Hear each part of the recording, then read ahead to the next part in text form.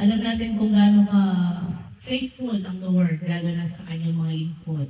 Lalo na as a follower of Christ, talaga namang napakabuti ng Diyos sa buhay ng bawat isa. Bilang mga anak at bilang mga lingkod ay tunay at dakila ang pangako ng ating Panginoon sa bawat isa. So ayon, pinupuri ko at pinapasalamatan ng Diyos sa buhay ko, lalo na in times of this work. Ngayon kasi ako po ay nakapahinga 2 linggo na. So hindi ko alam kung mag-extend pa ako. Regarding sa aking transfer, ay kaka-accept ko lang po, praise God. Kaka-accept ko lang po ng transfer ko last Wednesday. And I'm so grateful po. So I'm hoping and praying po na ito po ay tuloy-tuloy. So I'm waiting po sa new company na ang aking first day. So nagkakapahinga pa rin ako ngayon. Kasi yung sa Saudi German,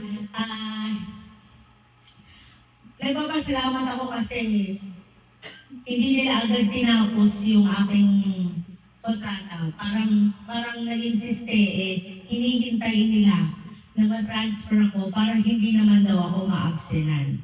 So, para hindi mabawasan yung bakasyon ko, hindi mabawasan yung accruals ko. So, at the end ng aking end of service is mabibigay siya ng buo. So, talagang pinagpapasalamat ko yun sa Lord.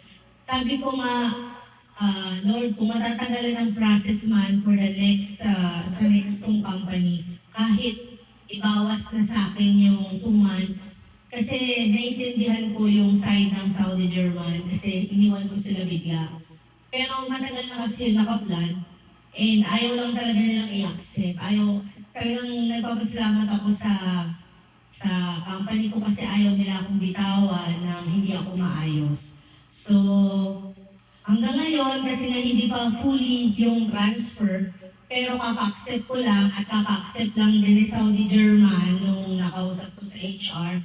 So, magbabayad na lang yung new company. So, ayun, and I hope and pray for the smooth transactions. Yun lang po, tunay at nakilang ating Diyos. Maraming salamat po. Sa request po ni Kuya Bong, naghatid po kasi si Jepoy, so by next Friday po kami na makakapag-special number. So, ayun po. That's it.